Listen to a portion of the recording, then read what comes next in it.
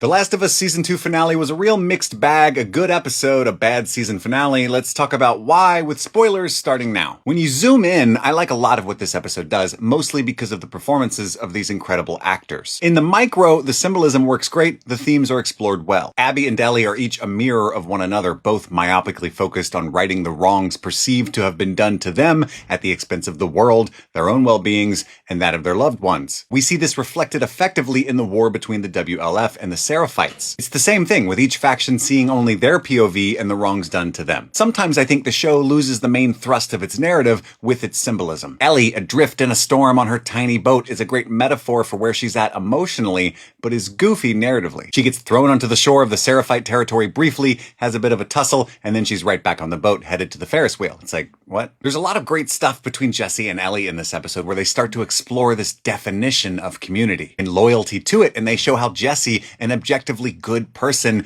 can sometimes other people in his loyalty to his own community. Ellie's community, she says, was Joel. Right before Abby takes him out, Jesse acknowledges that Ellie's standpoint is a feature, not a bug, in her character, that she would burn down the world in an effort to save him if he needed her to. She would, but could she? That's probably my biggest problem with this season, how inept Ellie seems in the show. She's not wrath incarnate, at risk of losing her soul forever in the act of carrying out her vengeance. She's a petulant girl in way over her head who needs her loved ones to save her at every turn. Again, it's thematically resonant that she keeps putting them in harm's way, the collateral damage of her selfish choices, but I wish I felt like she could handle herself if they weren't around, and I never do. On my podcast, my co-host said that he felt like this was a necessary change in the adaptation, the result of having to give the other characters a purpose, kind of sprinkling Ellie's skills amidst the group, because in the game you just play the one character and they don't need to do anything but deliver exposition and a tutorial every now and then.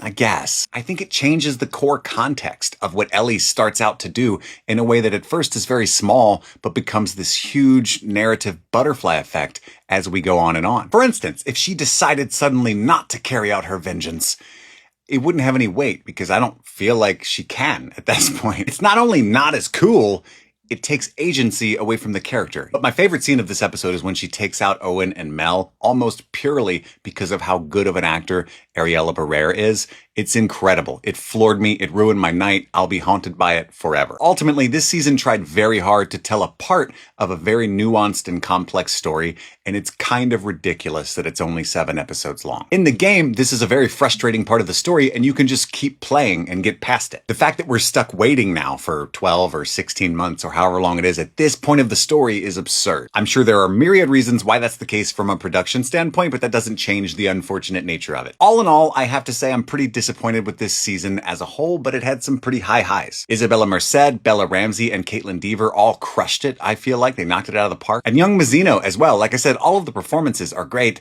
R.I.P. Jesse. Let me know what you thought of the finale, as long as it's something more intellectual than it not game, and be kind to each other in the comments. Love what you love.